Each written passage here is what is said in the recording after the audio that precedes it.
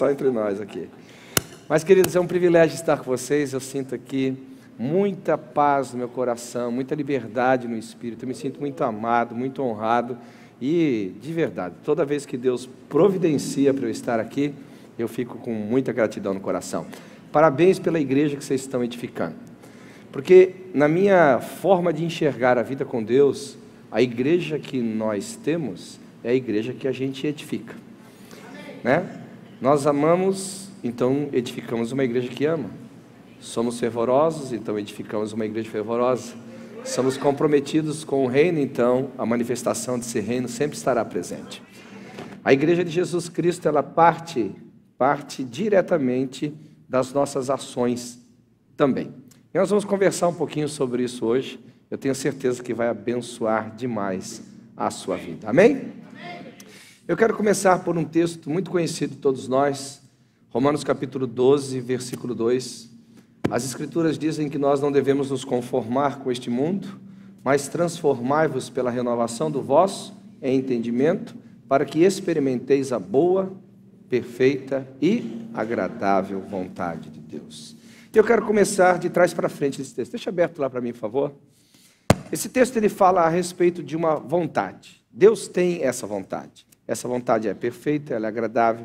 Essa vontade, ela está ao nosso alcance desde sempre. E uma das coisas que a gente tem que entender no contexto desta vontade é a palavra graça.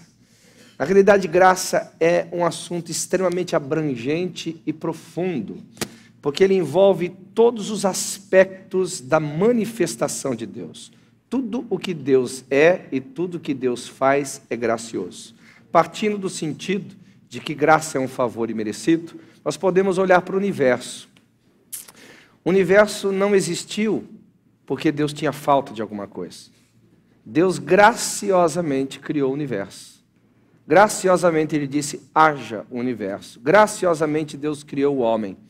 Então a graça, ela se manifestou em uma pessoa de forma salvadora. Mas o mundo e o universo já têm experimentado a graça e o favor de Deus desde a eternidade passada, quando Deus resolveu tornar o mundo visível e não viver apenas no seu mundo invisível. Porque essa é uma questão extremamente importante nós entendemos. Quem crê que Deus é o Criador de todas as coisas? Diga amém. Então, se você faz o caminho inverso, se Ele é o Criador de todas as coisas, você vai ter que se deparar com um mundo incriado. Num mundo onde não existia nada, existia só Deus vivendo na pessoa da Trindade satisfatoriamente consigo mesmo. Ele estava muito feliz consigo mesmo, ele estava muito feliz na sua existência eterna. E a partir dali, então, ele começou a fazer e manifestar e criar e determinar todas as coisas. Bem, nós chegamos então na obra da criação, conhecidas por nós como o mundo, e ele no primeiro dia disse, haja luz, no quarto dia ele fez separação do dia e noite, colocando os luminares para governar. No sexto dia ele criou o homem. O que aconteceu no sétimo dia? Alguém se lembra? Descansou. Oh, que palavra gostosa. Descansar. Agora, você acha que o homem havia se cansado suficientemente para logo depois de vir à existência entrar no descanso? Ou você crê isso numa linguagem profética? Eu, particularmente, creio na segunda hipótese, que é uma linguagem profética.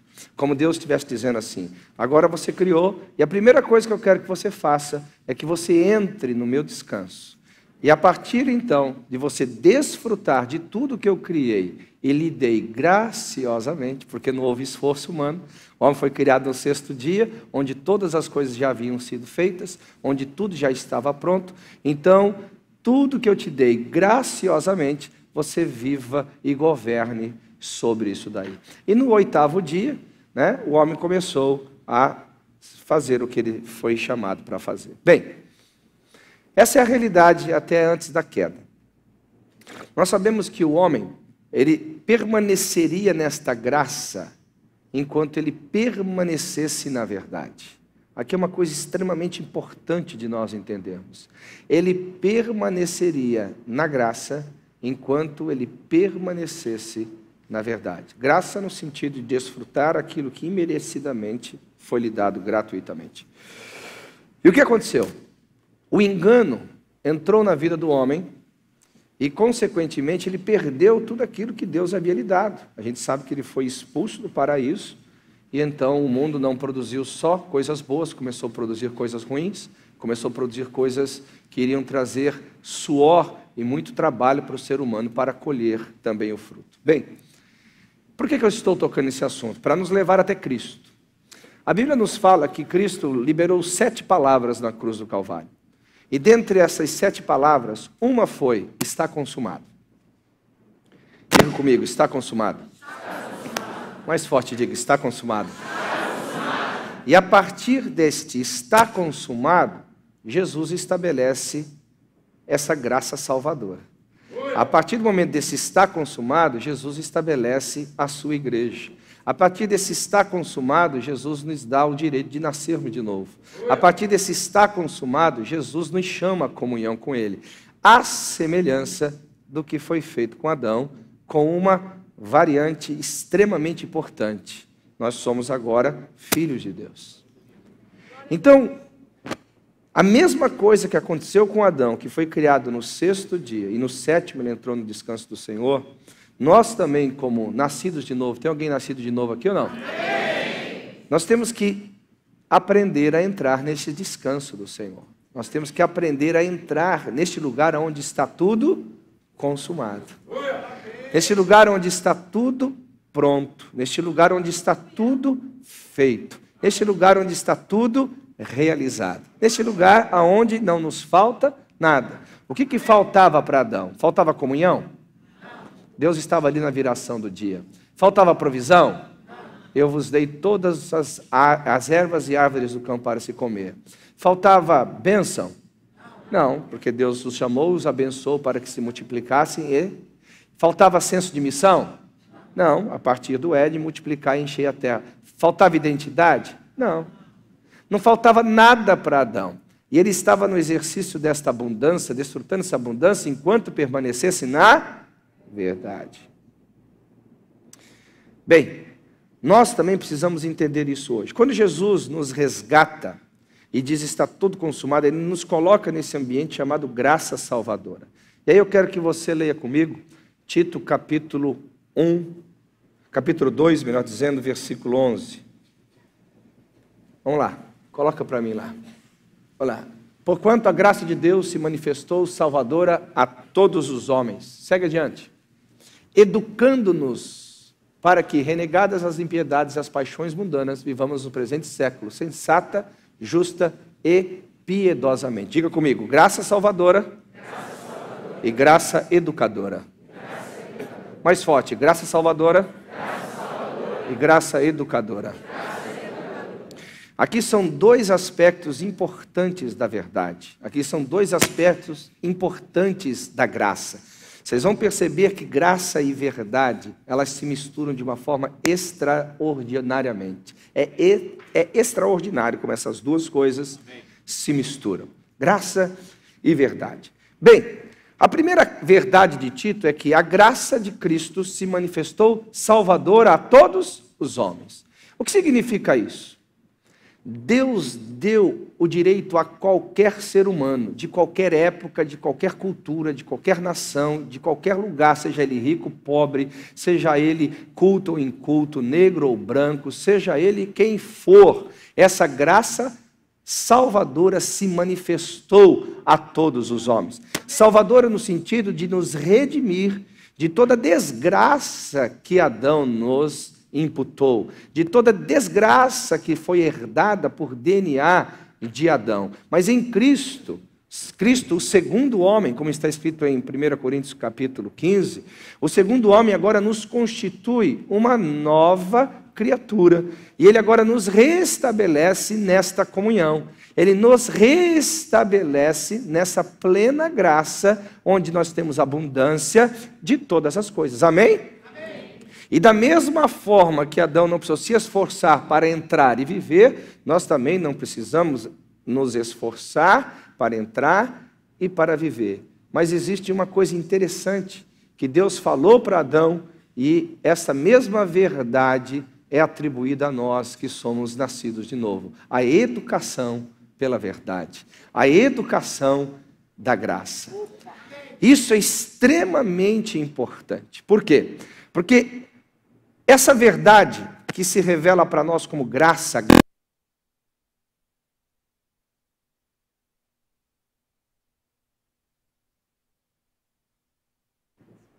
por justiça própria, por capacidade humana, por inteligência. Ninguém. A libertação que essa verdade promove a nós, essa graça que vem cheia de verdade, ela nos arrancou do império das trevas e nos transportou para o reino do Filho do seu amor. Queridos, isso não é esforço humano. Ninguém pode fazer isso por ninguém. Só Jesus pode fazer isso por nós. Amém? Agora, no entanto, a graça educadora, ela exige responsabilidade. A mesma responsabilidade que Deus exigiu de Adão, porque Deus o educou dizendo, olha, você pode comer de todas as árvores livremente, todas as ervas verdes tenho te dado como mantimento, porém, eu estou te educando, eu estou te instruindo, eu estou abrindo seus olhos para uma verdade. Desta árvore que produz o fruto da ciência do bem e do mal, você não comerás, porque do dia que comerdes, certamente morrerás. Você percebe que Adão, ele não se permitiu ser educado por aquilo que Deus havia lhe dado gratuitamente. E nós, como cristãos também, a maioria de nós, a gente chega nesse padrão da libertação, mas poucos avançam na questão da educação da graça. Por quê? Porque quando nós herdamos de Adão e o pecado, e consequentemente nos tornamos escravos do império das trevas, e Cristo nos resgatou de lá, a Bíblia fala que Ele nos transportou para o reino do Filho do seu amor. Mudando-se os ambientes, mudam-se as leis. Mudando-se os ambientes, mudam-se os comportamentos. E às vezes a gente é liberto para um outro reino, mas com comportamentos não compatíveis com este reino, com comportamentos não adequados a este reino, comportamentos inclusive não esperados por esse reino. Por isso que o apóstolo Paulo, ele diz o seguinte, olha, Deus tem uma vontade graciosa, que você não precisa fazer força para desfrutar dela. No entanto, para você acessar tudo isso que é gratuito, não é por esforço humano, você tem que ter uma transformação mental. E aí a gente fica meio confuso, né? Porque aqui é uma coisa difícil. Pensa, estou aqui no terreno escorregadio, estou indo miudinho aqui, né? Miudinho, por quê? É escorregadio, por quê? Porque a gente prega que na graça não tem justiça própria, que na graça não tem mérito próprio. Mas ao mesmo tempo, Paulo está dizendo assim, Deus te deu tudo gratuitamente, mas você precisa ter uma transformação mental para desfrutar. Como que a gente trabalha? Parece que às vezes nós vivemos assim em verdades paralelas. Por quê? Algumas pessoas não entendendo isso, ficam aqui no legalismo, achando que podem atribuir qualquer valor ao sangue de Cristo. E aqui eu quero dar um alerta para vocês. Crente de verdade nunca na vida quer ser salvo por obras, não é verdade? Oi? Me assustei agora, né? É verdade ou não é? Crente verdadeiro não é salvo por obras, é salvo por fé, não é verdade? Mas o grande problema é que muitos crentes, eles não têm a obra da salvação, mas eles têm a performance da meritocracia. Como quem, pelas suas orações, pode agregar mais poder ao sangue de Jesus. Pelos seus jejuns podem agregar mais poder ao valor da graça. Como as suas performances espirituais, eles podem se sentir mais merecedores do favor e da graça de Deus. Gente, não há nada que possa ser acrescentado à graça. Não há nada que possa ser acrescentado ao sangue. Não há nada que possa ser acrescentado ao nome de Jesus. Amém? Então nós não podemos cair nesse buraco aqui, porque ele vai nos matar. Aí agora, por outro lado, tem as pessoas. Do outro lado, não, é tudo graça, é tudo graça, é tudo graça. Já que a minha oração não acrescenta nada, então não oro. Já que o meu jejum não acrescenta nada, eu não jejuo. Já que tudo que eu faço pode ser até um perigo para a graça que nos foi dada gratuitamente, então eu não preciso fazer nada, eu só tenho que curtir. Esse outro lado é tão perigoso, se não pior, do que aquele lado legalista. Esse outro lado aqui é tão perigoso do que pior, porque ali o cara pelo menos está fazendo alguma coisa para buscar Deus. Aqui o cara está pensando, está buscando a Deus e está dando cada dia um passo mais distante de Deus. Então a gente fica aqui meio, a gente vai para lá ou vai para cá? Vai para lá ou vai para cá? Pastor Jamal, para onde a gente vai? Pergunta para o Humberto, você gosta com ele. Estou brincando. Mas na realidade, a gente tem que chegar aqui no equilíbrio. Porque o equilíbrio para mim, irmãos, é a parte de maior maturidade cristã. Você só chega ao equilíbrio quando você se torna maduro. Menino nunca vai ser equilibrado. Gente madura, treinada em Deus, ela vai ser equilibrada. O equilíbrio é o lugar mais difícil de você chegar e o mais difícil de você permanecer. Você já tentou ficar equilibrado? Eu lembro quando era criança, eu pegava uma tabuinha, era brincadeira de criança, era divertida, né? Tinha lata de leite ninho, a gente punha uma tábua de cada lado e ficava parecendo aquele circense assim. Eu já levei cada tombo, meu irmão, não sei como eu estou vivo. E vai, mas chega uma hora que você vai treinando, você fica brincando, cara. Bem, é difícil você ficar equilibrado. E na primeira distração, a gente caía. A mesma coisa na vida cristã. Então, o que eu acho que é o equilíbrio? Eu não acho que a gente deve ficar aqui acrescentando nada ao valor do sangue de Jesus. Nós temos que ter revelação da verdade, revelação da graça, revelação da graça. Por outro lado, eu não posso desprezar a graça, eu tenho que me ser o quê? Um cara responsável. Eu tenho que ser responsável com a graça. O apóstolo Paulo diz, eu sou o que sou pela graça, e a graça para comigo não se tornou vã. Eu antes trabalhei mais do que todos, não que seja eu, mas a graça de Deus que está em mim. Então você percebe que Paulo chegou ao nível de equilíbrio. Ou seja, eu não fico lá acrescentando valor, mas aqui também não fico, sendo irresponsável com a graça. Mas tudo que eu faço como interação para desfrutar de tudo aquilo que gratuitamente me foi dado. Por quê? Porque há algo que nós devemos entender, que muitas vezes como cristãos, nós não entendemos. De que os nossos comportamentos determinam o nosso destino. Os nossos comportamentos determinam se você vai receber vida ou morte, graça ou não. Porque ela foi dada gratuitamente. No entanto, a resposta que nós damos ao que Deus deu, a forma como nós interagimos com o que Deus deu, é o que vai determinar o que nós vamos viver. Por isso que o apóstolo Paulo então diz, olha, vocês precisam ter uma mudança mental para que vocês entrem no acesso. Por quê? Repita comigo, por gentileza. Os meus pensamentos,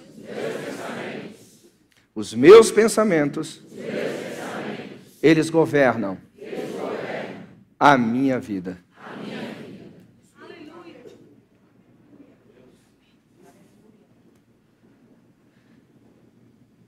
Mas eu tenho uma boa notícia para você. Você pode governar os seus pensamentos. O que você pensa, você faz. O que você pensa, você toma decisões. O que você pensa, você põe em prática. E aquilo vai definir o seu destino em Deus. E aquilo vai definir a forma como você interage com a graça que lhe foi dada gratuitamente. Aquilo vai definir a sua responsabilidade ou irresponsabilidade diante do que Deus lhe deu gratuitamente. Então nós temos que parar para pensar sobre isso. Os meus pensamentos, eles afetam diretamente a minha vida, mas eu posso governar os meus pensamentos. E aqui é o primeiro ponto que a gente pode e deve aprender a interagir com a graça. É nós renovarmos o nosso entendimento para termos uma mente de Cristo, termos uma mente que coopera com os padrões da graça, uma mente que coopera com o padrão dos céus e não uma mente voltada para si mesmo, que quer fazer da graça um depósito de benefícios pessoais. Porque foi o que aconteceu com Adão e Eva. Adão e Eva, eles perderam o que lhe foi dado gratuitamente, porque os pensamentos deles governaram as suas ações, que se tornaram mesquinhas. E viu Eva que o fruto era bom e desejável, mas ela viu que era bom e desejável para ela. ela não foi governada pelos valores do reino, ela não parou para pensar o quanto as ações dela afetaria o reino, afetaria o propósito de Deus, afetaria a vida aqui na terra, afetaria terceiros, afetaria ao seu redor. Então, aquele egoísmo que não é pertinente ao reino, que não é pertinente à linguagem da graça, que não é pertinente ao que Deus faz, porque desde o início eu comecei com essa mensagem. Tudo que Deus fez é gracioso, Deus dando voluntariamente, Deus dando voluntariamente. Ele não precisava criar o universo, Ele criou porque quis. Ele não precisava criar o mundo habitável, Ele criou porque quis. Ele não precisava criar o homem, Ele criou porque quis. Isso é graça. Deus sempre foi gracioso. Essa é a mentalidade da graça. Você faz não pensando em si, mas faz pensando no todo. Mas Eva então, ela viu que o fruto era bom e desejável. Ela tomou, comeu e deu ao seu marido. Queridos, os nossos pensamentos governam as nossas vidas, governam as nossas ações.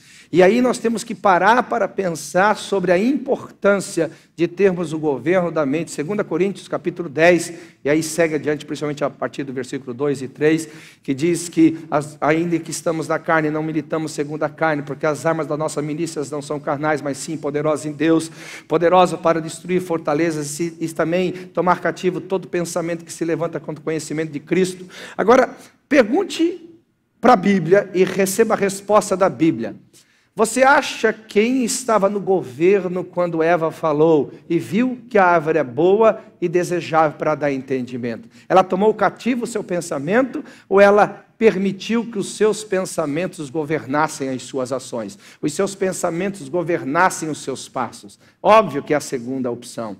Óbvio que ela não foi governada pela mente de Deus. Porque se ela fosse governada pela mente de Deus, ela diria assim, ó, é uma árvore desejável, é verdade. É uma árvore que pode me dar aquilo que Satanás está propondo, é verdade. Só que é o seguinte, eu não vou cair nessa mentira. Porque a verdade de Deus, que me preserva na graça que me foi dada gratuitamente, diz, se eu comer, eu vou morrer.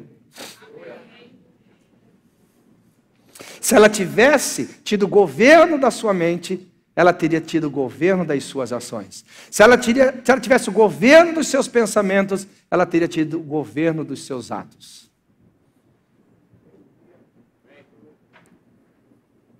E aí a gente vai entender um pouquinho aqui sobre essa graça responsável.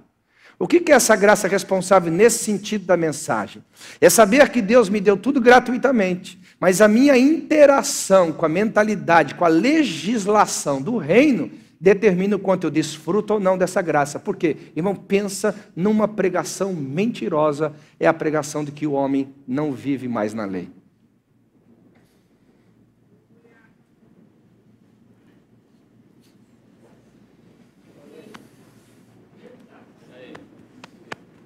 Por que mentirosa?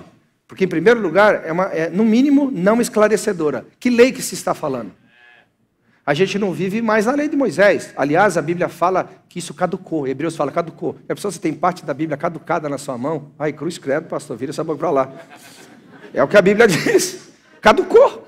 A lei de Moisés caducou. Não serve para nada para nós. Então, eu não estou debaixo da lei de Moisés. Mas isso não significa que eu estou sem lei. Eu estou debaixo da lei da liberdade. Eu estou debaixo da lei do amor. Eu estou debaixo da lei de Cristo. Que história é essa que crente não está debaixo da lei? Eu não sei que Bíblia que ele está lendo. A minha Bíblia. O próprio Paulo fala, eu me fiz desse para ganhar aquele, eu me fiz daquele para fazer aquele. E eu me fiz sem lei para aqueles que estão sem lei. Ainda que eu mesmo não estivesse sem lei. Porque estou debaixo da lei de Cristo. Há uma legislação na graça. Há uma legislação na graça. Há uma legislação, vocês estão entendendo? Há uma legislação na graça, que ela, em primeiro lugar, quer capturar as nossas mentes para orientar os nossos passos, orientar, para que a gente não afete o nosso destino negativamente, para que a gente, à semelhança de Adão e Eva, não afete o nosso destino negativamente. Nós temos que parar para sermos responsáveis com a graça que nos foi dada gratuitamente. Agora, como que esse ambiente da verdade vem a nós? Preste bem atenção aqui. Daqui a pouco a gente vai seguir na mensagem. Meu Deus, já é esse horário? Né? Primeira coisa que você tem que entender, a verdade, ela sempre está em esferas. Repita comigo, esferas. Porque a gente sempre vê a graça de forma assim, a verdade assim, eu estou misturando de propósito, tá, irmão? Graça e verdade, tá? Né? A gente vê a graça, a gente vê a verdade assim, meio que como um todo, e não é verdade. Ela sempre vem em esferas. Então, por exemplo, qual é a primeira esfera da verdade? Ela vai te levar para um ambiente, ela vai te levar para um entendimento, ela vai te levar para algo que você não tinha antes. Ela é esclarecedora. Ela abre o teu horizonte para coisas que você nunca imaginou, que você nunca pensou, que você nem sequer cogitou com ninguém. Uau! É importante isso? É, mas não é tão frutífero como a gente pode imaginar. Porque quando a verdade é exposta para nós, na realidade, ela ainda não entrou em atividade em nós. Ela é só uma verdade, mas não uma verdade em ação. Por exemplo, a Bíblia fala que Satanás nunca se firmou na verdade. Isso não quer dizer que ele foi privado da verdade.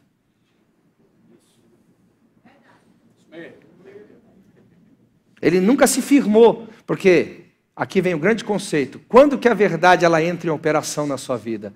Não só quando ela é verdadeira, quando a verdade se torna verdade para você.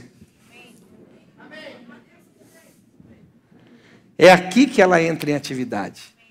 Você quer ver uma coisa? Quantos creem em Jesus Cristo são salvos aqui? Diga amém. Amém. Isso, em primeiro lugar, foi te apresentado como uma verdade. E você recebeu essa verdade como verdade sua. Você está salvo hoje? Amém. Entrou em operação. Agora, quantos conhecem qualquer outro tipo de gente aí, amigos de trabalho, colegas de escola, que não são salvos? Diga amém. Amém. A verdade deixou de ser verdadeira? Não. Ela apenas deixou de operar nessa pessoa. Porque não é verdade para ela. O que aconteceu com Eva e Adão? Aconteceu que a verdade de Deus foi trocada pela mentira do diabo. E guarde isso aqui, nós vamos tocar nesse assunto já. A verdade de Deus foi trocada pela mentira do diabo. E aí as ações de Eva e Adão foram baseadas na verdade de Deus ou na mentira do diabo? Pensa bem, isso afetou o destino deles. Isso afetou o que Deus tinha dado para eles gratuitamente. Isso afetou o que Deus havia manifestado para eles sem esforço nenhum. Isso é extremamente importante. A nossa responsabilidade total. Por exemplo, se você pega, essa questão do comportamento, a graça educadora. O que diz a Bíblia no livro de Hebreus? Não precisa abrir, depois vocês lêem em casa. Hebreus capítulo 12, a partir do versículo 5 em diante, que é uma referência de Provérbios. Filho meu, não despreze a disciplina do Senhor, porque a todos quanto Deus recebe por filho, Ele disciplina. Irmão, sabe o que significa isso? A todos que Deus recebe por filho, Ele disciplina. Há um paralelo na vida secular. Nossos filhos não nascem educados. Nossos filhos precisam ser educados. Quando você fala assim, que menino mal criado, você está falando de quem? Do menino ou do pai? Do pai. Você não está xingando o menino, está xingando o pai. Fala assim, seu mal criado, seu pai não te deu educação, não? Seu pai não te ensinou a verdade que você deveria andar nela? Todos nós que um dia fomos recebidos por filhos, obrigatoriamente,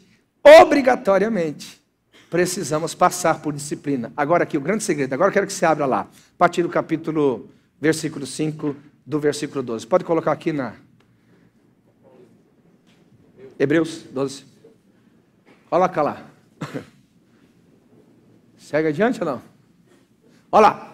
E está esquecida a exortação que como filhos discorre convosco, filho meu, não menosprezes. Olha só, não menosprezes. Presta atenção, o que o texto está falando aqui? Há uma responsabilidade pessoal, como que você vai interagir com a graça educadora. Não menosprezes. Não menosprezes a graça educadora, a verdade que te educa, não apenas que te liberta. Segue adiante. A correção que vem do Senhor, nem desmaies quando por ele for, é reprovado. Segue adiante, por favor. Porque o Senhor corrige a quem ama e açoita o filho a quem recebe. A disciplina que Deus está falando aqui não é paulada na cabeça, porque nem coxo velho, irmão, volta para o coxo toda vez que for comer, tomar uma paulada na cabeça, não é verdade? Disciplina aqui é convergir para os valores do reino. Isso que é a palavra aqui, disciplina. Agora você foi transportado do império das trevas. Cara, eu preciso convergir a sua forma de pensar para os valores do reino. Eu preciso mudar a sua cultura terrena, a sua cultura carnal, a sua cultura egoísta para as culturas do Filho do seu amor. Eu preciso agora mudar a forma de você pensar, porque eu preciso que você tenha agora comportamentos correspondentes com a graça que se manifestou salvadora a todos os homens, amém? É isso que Deus fala, é uma linguagem de amor, é uma linguagem de quem quer o interesse do próximo, é uma linguagem de quem quer o crescimento do próximo. Mas, olha lá, versículo 7, é para a disciplina que perseverais, Deus vos trata como filhos, pois que filho há que o pai não corrige? E aí vem uma cacetada na cabeça da gente. Segue adiante, versículo 8. Mas se estáis sem correção, de que todos se têm tornado participantes, logo sois bastardos e não os filhos. Então deixa eu te falar uma coisa, querido. Esse tipo de pregação, que o camarada não tem responsabilidade nenhuma com a graça, e os seus comportamentos são seculares, mundanos, pervertidos, à semelhança de Eva, que com mentalidade egoísta pensou só nos seus interesses, esse camarada, ele é outra coisa senão bastardo. Por isso que Deus não corrige ele. E ele pensa que ele está na graça. Ele não está na graça, ele está na bastardia, porque Deus não corrige filho do diabo. E ele pensa que nada lhe acontece, nada lhe muda, nada lhe causa constrangimento. Ele pensa, estou na graça, não tem condenação. Lógico, Deus não vai condenar o filho do diabo, está condenado. É muito forte isso, queridos. Porque qualquer filho que um dia foi transportado do império das trevas e foi para a graça que se manifestou salvadora, agora ele vai ser educado por essa graça. Ou seja, seu comportamento aqui não está correspondente à graça. Seu comportamento está afetando o destino profético. O seu comportamento está atrapalhando o plano que eu tenho para a sua vida e para o seu ministério. O seu comportamento precisa ser mudado. O pai corrige a todo que ama. Se estáis sem correção, o texto é muito claro. Se estáis sem correção, isso não é graça, isso é bastardia. Então tome cuidado, meu querido. Se você faz o que faz, fala o que fala, procede como procede, e não tem a tristeza do Espírito operado no seu coração, que produz arrependimento, você só tem uma coisa, bastardia sobre a sua vida. Eu te aconselho, busque nascer de novo. Busque vir para o seu Pai pelo arrependimento e novo nascimento. Está comigo aqui ou não? Amém. Aleluia. Vamos seguir adiante aqui. Vamos seguir adiante. A graça, vamos lá. Segue lá, versículo 9. Além disso, tínhamos nossos pais, que segundo a carne nos corrigiam, respeitavam, nós havemos de estar em maior submissão ao Pai espiritual, então viveremos? Segue. Pois ele nos corrigiam por um pouco tempo, segundo o que melhor lhe parecia, Deus, porém, nos disciplina para aproveitamento, a fim de que sejamos participantes do quê?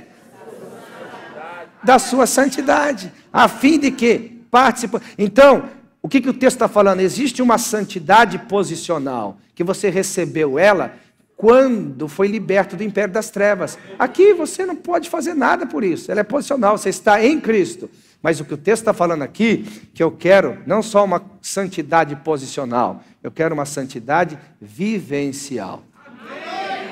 Como filhos da luzes no meio de uma geração perversa.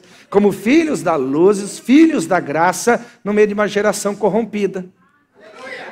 Amém? Vamos lá, segue adiante. Olha só, toda disciplina com efeito no momento não parece ser motivo de alegria, mas de tristeza e ao depois, entretanto, produz fruto pacífico. Agora aqui, novamente, a responsabilidade da graça vai produzir fruto pacífico em quem? Exercitado. Você não cresce da noite para o dia na santidade comportamental.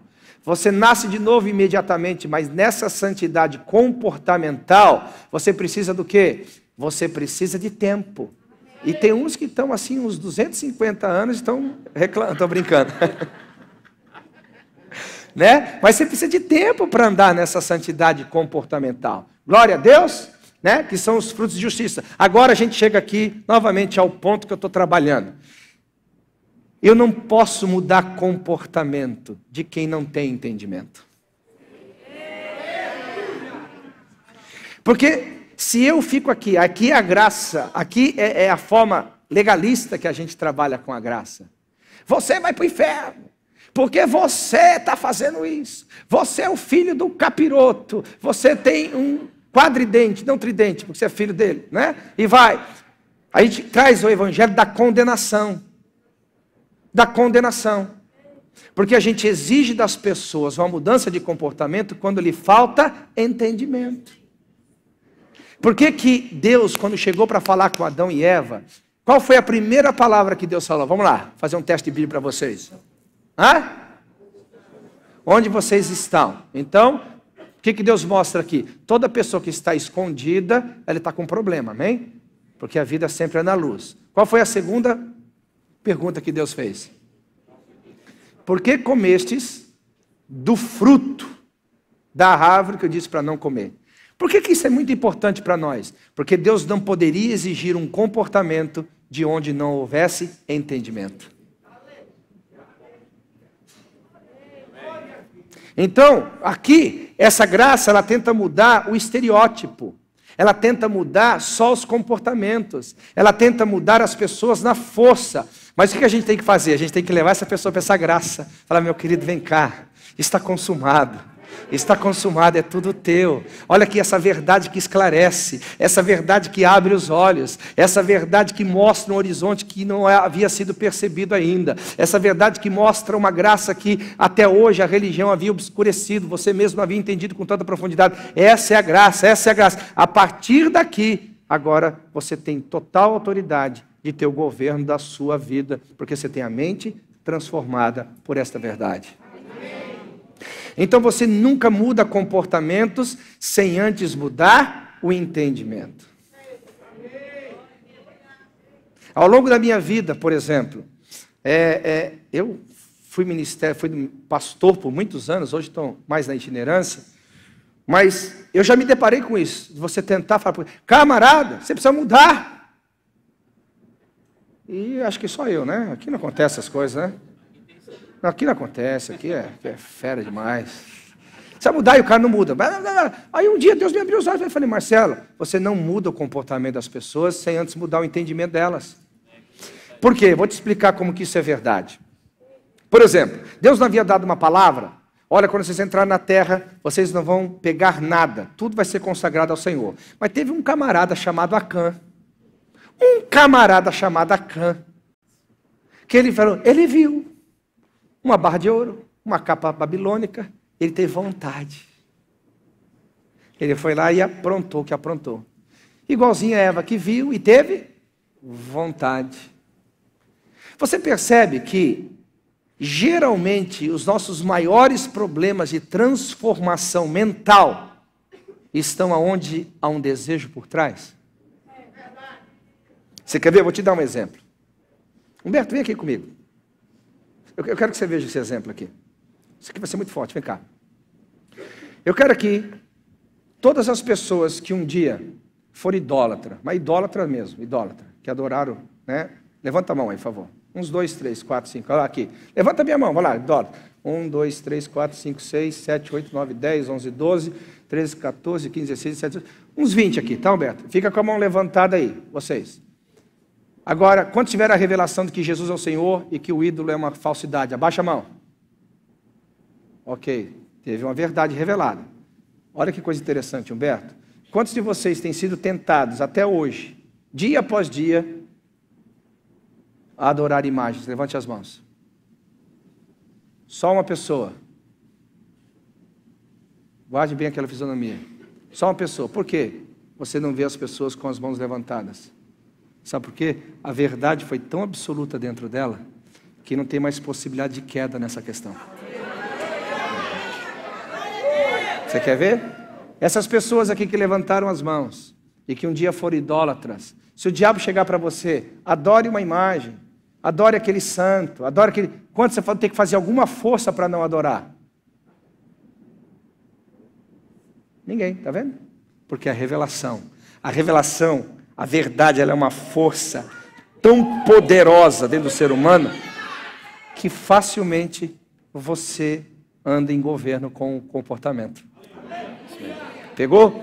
Agora, uma coisa interessante, todas as pessoas que ainda sofrem tentação, seja em qualquer outra área, obrigado, Humberto, é porque falta o quê? Entendimento. É mais ou menos, eu não vou pregar sobre casais, é mais ou menos assim. Por que que uma mulher tem vontade de voltar para a casa do pai? Não é porque o marido é ruim, é porque ela nunca achou que a família que ela estava construindo seria melhor da família que ela pertencia antes. Você sempre vai querer voltar para o lugar onde você se considera mais favorecido, onde você tem o seu desejo satisfeito. Por isso que Tiago fala que o homem ele é atraído e engodado por suas próprias concupiscências.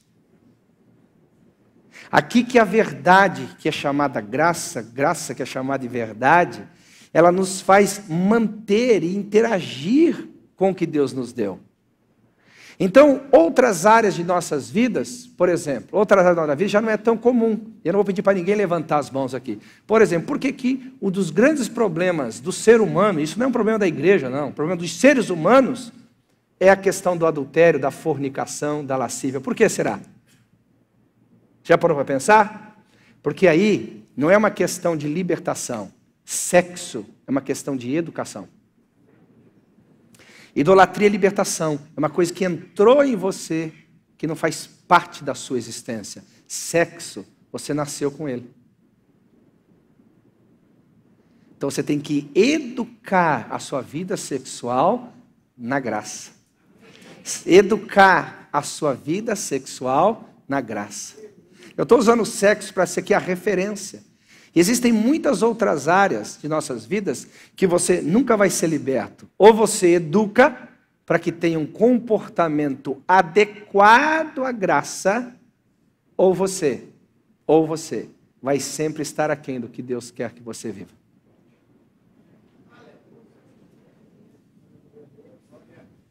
Eu me lembro de um jovenzinho que pediu oração para mim uma vez. Eu disse, pastor Jamal, eu não queria mais ter tentação. Aí não queria?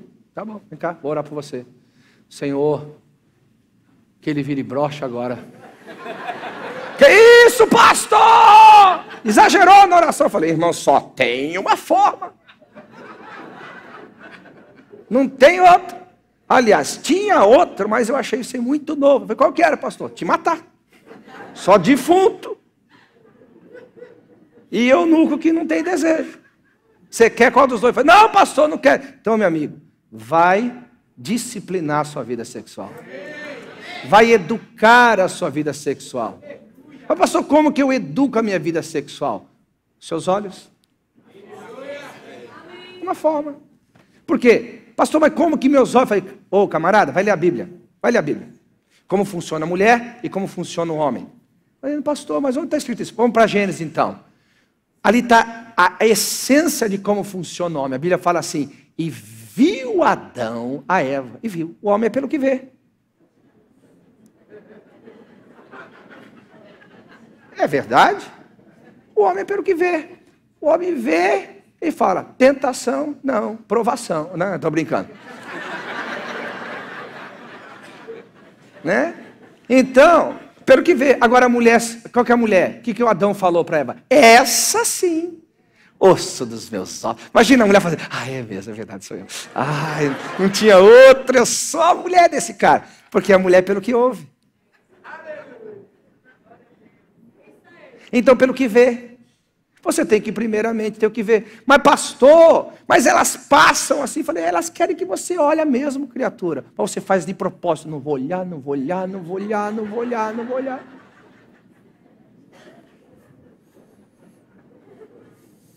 Ele brincando comigo, pastor, mas de vez em quando não passa assim uns pensamentos na sua cabeça. Eu falei, cara, você tem revelação?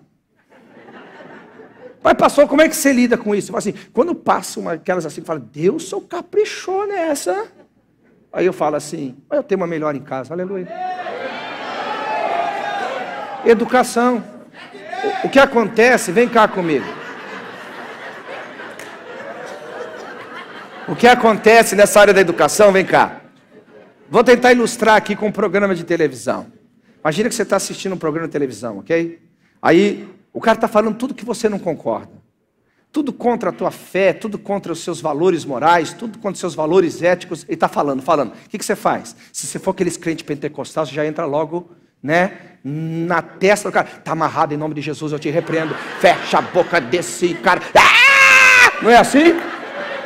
Você já manifesta o espírito de girar e aí... Ah! Não é? Irmão, deixa eu te falar uma coisa. Tem uma coisa muito mais fácil de você vencer. Sabe o que você faz? Muda de canal. A mesma coisa é com a mente. Você tem que educar no que você está pensando.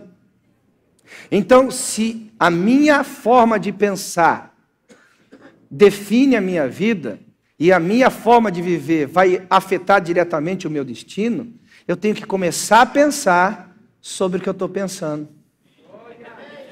Eita, que coisa boa! Quantos aqui já pensaram sobre o que você está pensando, se o que você está pensando é o que Deus gostaria que você pensasse? A gente não tem esse exercício. Espera um pouquinho. Né? Depois que eu entrei nesse nível de revelação, havia um pensamento da minha cabeça. Antigamente me dava um sentimento de pecado.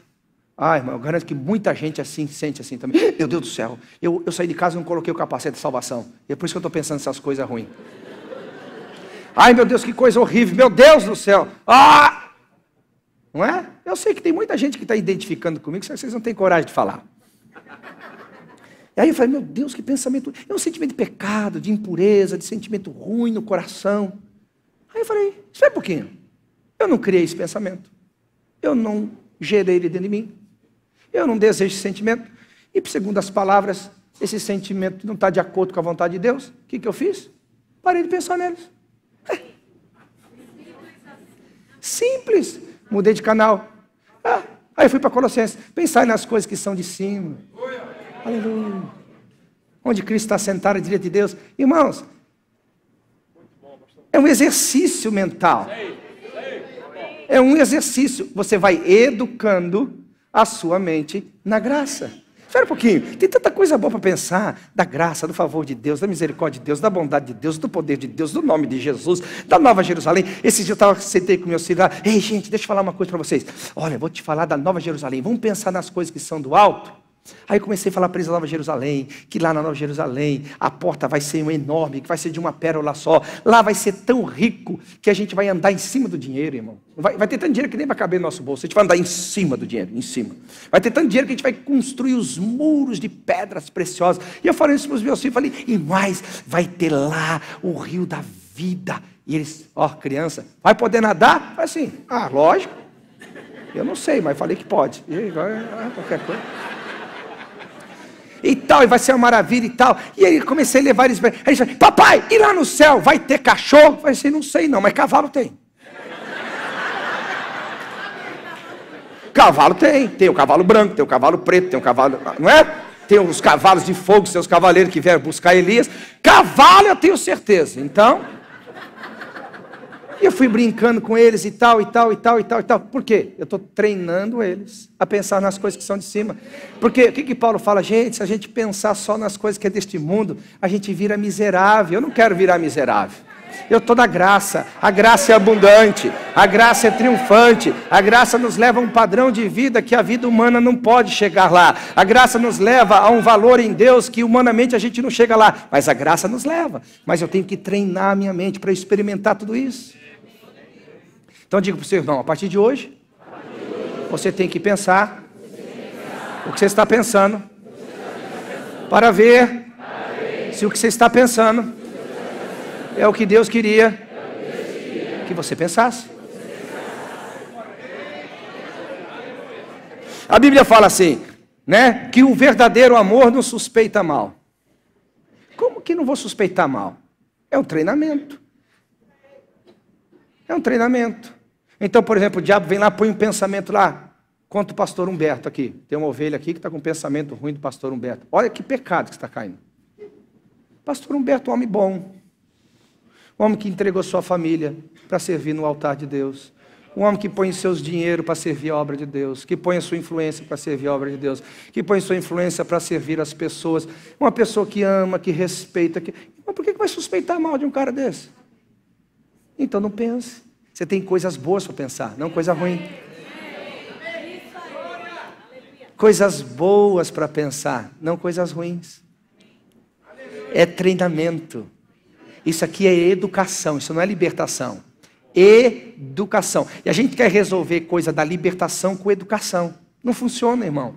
A educação, ela nos mantém no ambiente que Deus nos libertou. Ela nos mantém na graça que nos foi dada gratuitamente. Amém. Eu vou tentar aqui rapidamente concluir essa mensagem. E o que acontece quando a gente começa a pensar no que a gente está pensando? Sobre se a gente está pensando o que Deus queria pensar. Aqui vem uma grande verdade. A gente vai descobrir que a semelhança de Eva, nós temos muitas mentiras que são tidas como verdades. E aqui é muito difícil. Aqui já é uma fonte, aqui é uma coisa muito complicada. Porque dependendo da esfera que esse ser humano estiver aqui, embotado, a coisa fica complicada. Extremamente complicada. Você vê o que eu vou te falar? Por exemplo, a lei era ruim ou a lei era boa? A lei de Moisés? Boa. A lei era santa ou impura? Agora veja o que os homens construíram. Veja quando Jesus chegou aqui na encarnação. Veja o que os homens construíram com toda aquela verdade. Um monte de asneira, um monte de bobagem. Uma religião rejeitada por Jesus. Um sistema rejeitado por Jesus. Você percebe que Jesus teve embates doídos, fortes com essa estrutura mental. Porque era uma estrutura mental que gerava comportamento. E havia, no mínimo, 3 níveis de embates. Com aqueles que estavam escravos do sistema, que eram chamados ovelhas, que não tem pastor. Aí havia um embate com os fariseus, que eram aqueles que estavam engodados pela religião, mas continuavam crentes. E uns caras que assim, eu vou quase pregar uma heresia aqui. A impressão que eu tenho da forma como Jesus respondia para aquela turma é mais ou menos assim, cara, vocês não têm mais jeito. Que eram saduceus. Porque eles não criam mais em nada, irmãos. Eles não acreditavam mais em nada, não criam mais em nada. Mas tudo como produto da lei, da verdade. Então o que acontece? Quando a gente aqui torna a graça de Deus leviana, quando a gente começa a viver a graça de Deus de forma irresponsáveis, a gente gera esse tipo de gente. Engodados pela verdade, mas que é mentira. É uma verdade que não é verdade de Deus, é verdade que alimenta o ego dela, é verdade que alimenta, né, as intenções dela, é verdade que lhe aprova, é verdade que não faz com que ela abandone os seus pecados de estimação. Porque dá prazer, né? Dá prazer, tudo que dá prazer é difícil de tirar da vida da pessoa.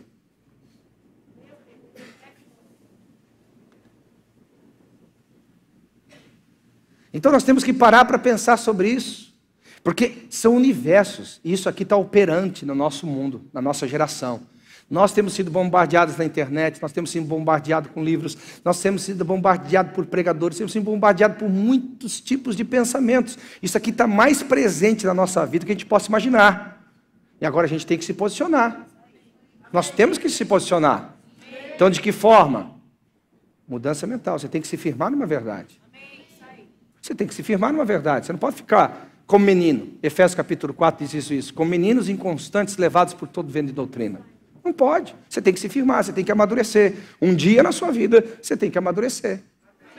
Agora, percebe bem, será que muitos de nós não estamos puxando aqui a brasa da graça para assar nossa sardinha? Ou estamos permitindo que a disciplina do Senhor comece a apontar as nossas falhas? E aqui que entra a coisa mais gostosa da graça salvadora. Da graça que nos expõe a um universo que a gente não podia vivê-lo antes. É que sem a graça, por mais que você quisesse mudar, por mais que você visse a necessidade de mudar, você não conseguia, porque você não era liberto. Hoje você é liberto. Quem é liberto? Diga amém. Amém. Hoje você pode mudar o comportamento desde que você muda a sua forma de pensar. Já não é mais uma escravidão, é um comportamento. Por isso que ele é a semelhança de Adão, passível de sentença. Porque está ao seu alcance. Porque enquanto é libertação, você não pode fazer nada. Agora, quando é comportamento, é sua responsabilidade. Pastor, é fácil de entender. Vamos pegar o texto de Coríntios, vamos pegar o texto de Apocalipse. A Bíblia fala, por exemplo, vamos lá, me dá alguns tipos de pecados aqui, que a Bíblia fala que a pessoa vai para o inferno. Vamos lá, desse lado, me dê um aqui, por gentileza. Inveja. Aqui. Nenhum? Vocês acreditam no inferno?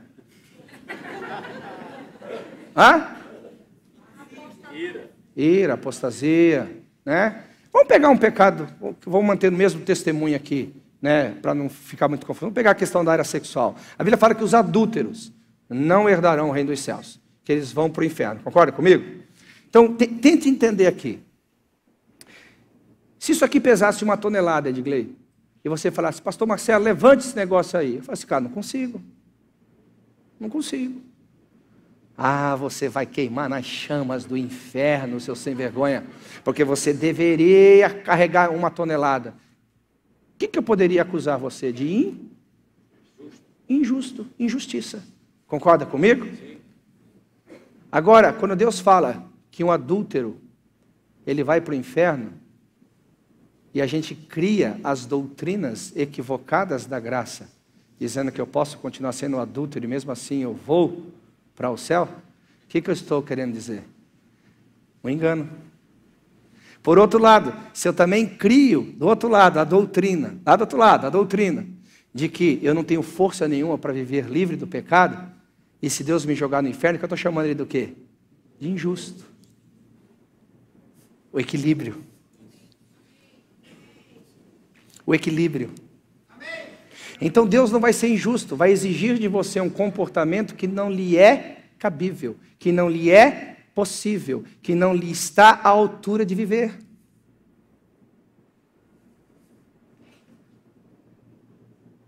Isso é cristianismo, é responsabilidade. Cristianismo é responsabilidade com o que Deus nos deu gratuitamente. É zelo pelo que Deus nos deu, a semelhança do que Adão recebeu.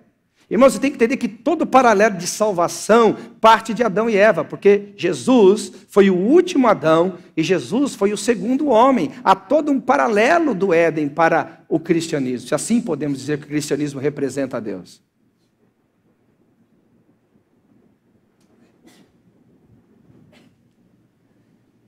E aqui entra, e eu vou tentar terminar com essa parte. Quem que é o agente mais importante nesse processo todo aqui? Quem que é o agente mais importante nesse processo, né, de transformar a graça salvadora na graça educadora, a graça salvadora que nos liberta e a graça educadora que nos ensina a andar no caminho da salvação? Quem é a pessoa mais importante aqui? A pessoa do Espírito Santo. Por quê, queridos? Eu posso aqui, como estou, 1 hora e 5 minutos pregando, se tornar só um discurso, só mais uma pregação, só mais uma prédica, porque o homem não convence o homem, a religião não transforma o homem, nenhuma instituição humana pode mudar o próprio ser humano, mas a pessoa do Espírito Santo, é ela que te convence. Presta atenção. A pessoa do Espírito Santo é ela que te convence do pecado. João, capítulo 16, versículo 8. A primeira missão, ou a primeira característica do Espírito Santo é nos convencer do pecado. A primeira. E eu costumo dizer, se um crente, ele não é convencido do que é pecado, ele não muda comportamento, porque ele nunca vai deixar de fazer aquilo que ele não julga errado. E agora aqui é o grande problema desta graça, que eu não considero graça, ou a abordagem dela é equivocada, quando ela aprova um comportamento pela graça que Deus desaprova.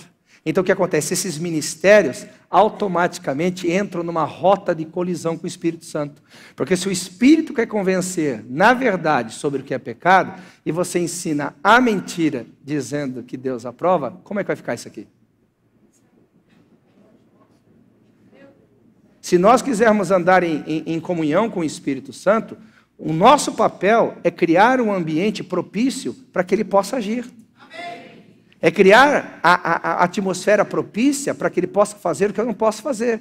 Por exemplo, não foi dado ao ministério do Espírito Santo a reconciliação, mas foi dado a mim. Eu prego a mensagem da reconciliação, mas é papel dele, não meu, de convencer o homem daquilo que eu estou pregando. Cada um está no seu papel. Agora, como que o Espírito Santo vai fazer a parte dele se eu estou pregando algo que ele não pode aprovar? Que vida no Espírito é essa? Como que eu posso pregar algo que não está em linha com a legislação da lei de Cristo e esperando que o Espírito Santo trabalhe? Não dá. Então, aquilo que a gente chama sobre resistir o Espírito, ele sobe uma escala, queridos, que a gente deveria crescer nesse entendimento, que vai além da nossa questão da pessoalidade.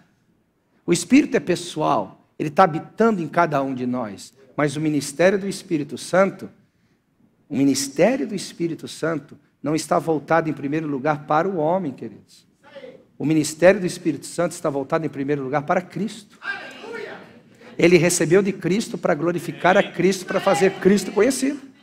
Então a gente pensa que o consolo do Espírito Santo é nos aprovar nos nossos erros. Não, consolo, isso aí não é consolo.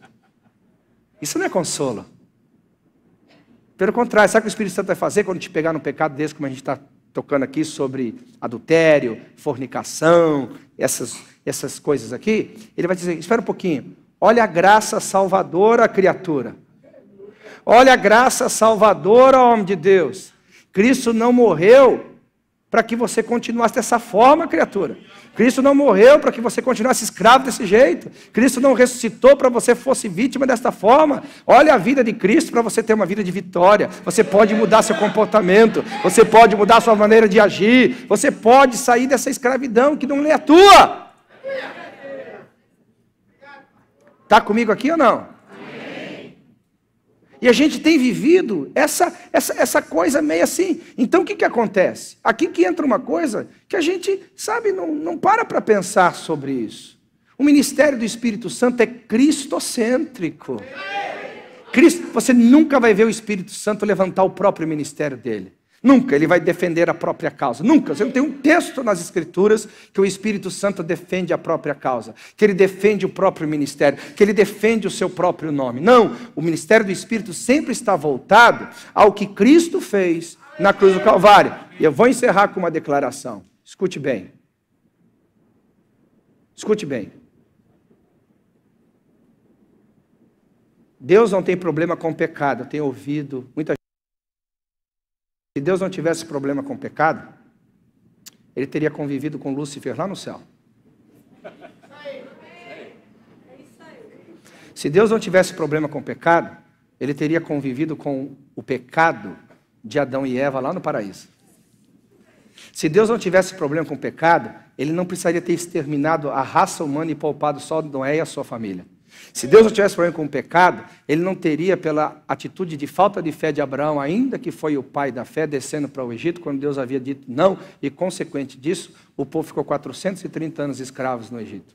Deus sempre tem problema com o pecado. Eu vou te provar a maior evidência do problema que Deus tem com o pecado. Olha para Cristo.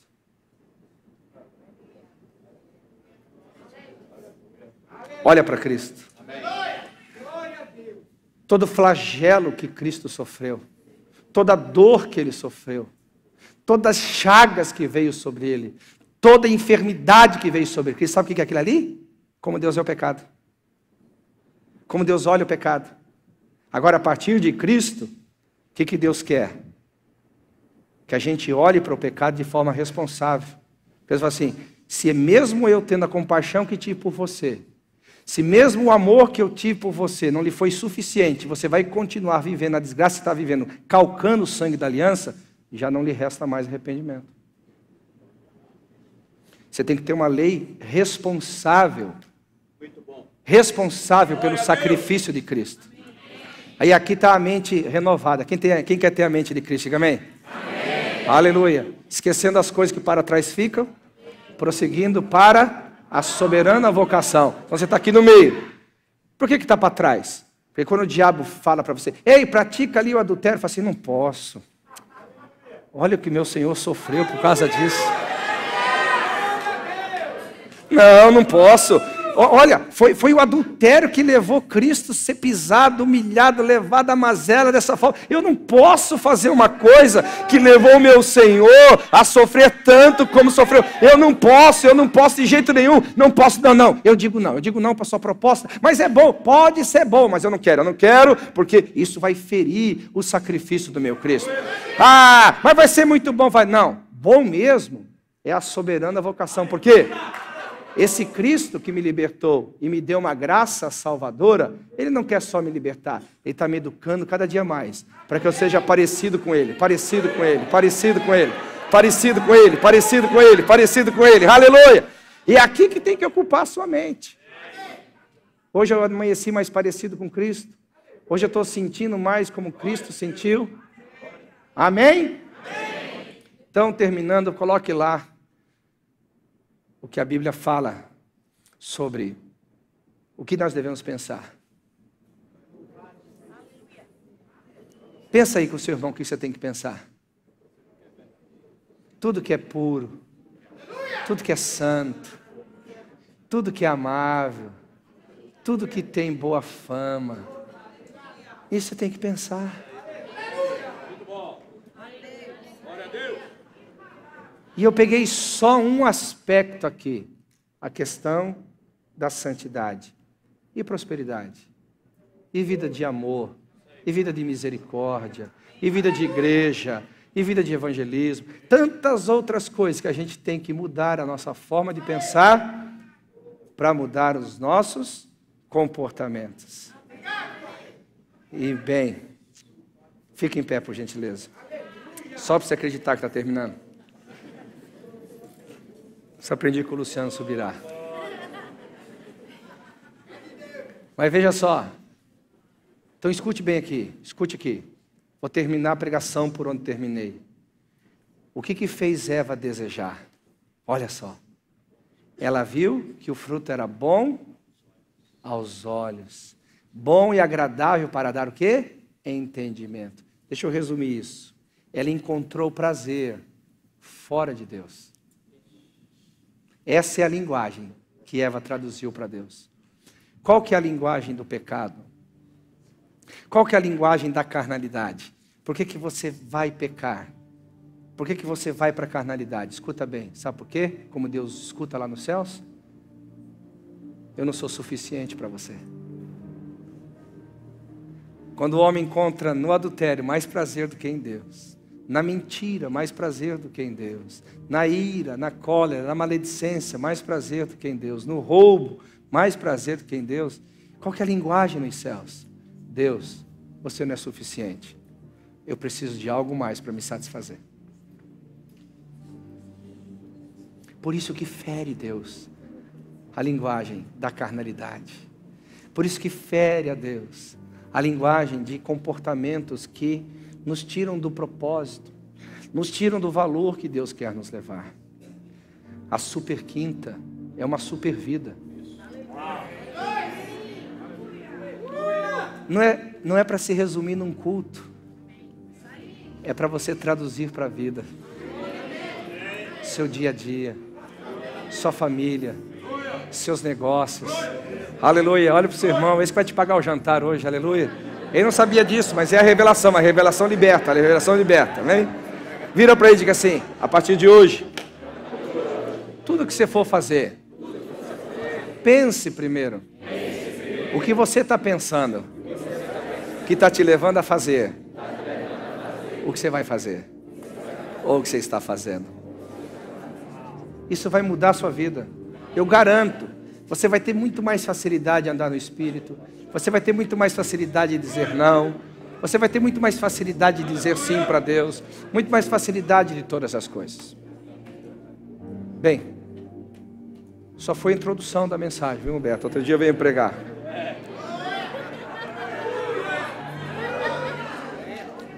Eu gostaria que você, de propósito, olhasse para o seu irmão, pegasse nas mãos dele e falasse assim, cara, assim, cara é coisa de São Paulo, como é que fala aqui?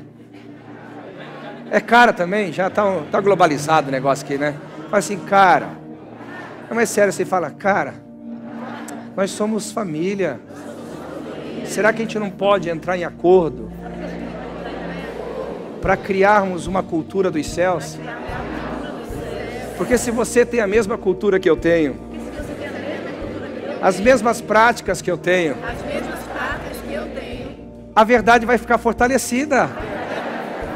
É mais fácil a gente educar os que estão chegando agora.